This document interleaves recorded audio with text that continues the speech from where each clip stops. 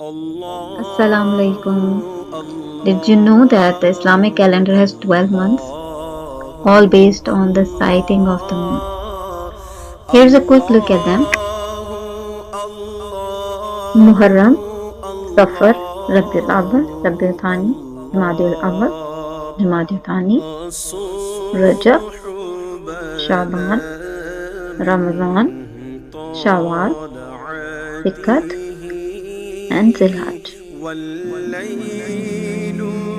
Ramadan is the ninth month, a special time for fasting from dawn to sunset, praying, giving charity, and reflecting on ourselves. Here's what makes Ramadan so special: it's a month of patience, discipline, spiritual growth, and giving back to others. The blessed month is almost here. Let's welcome Ramadan with open hearts and prepare to embrace blessings.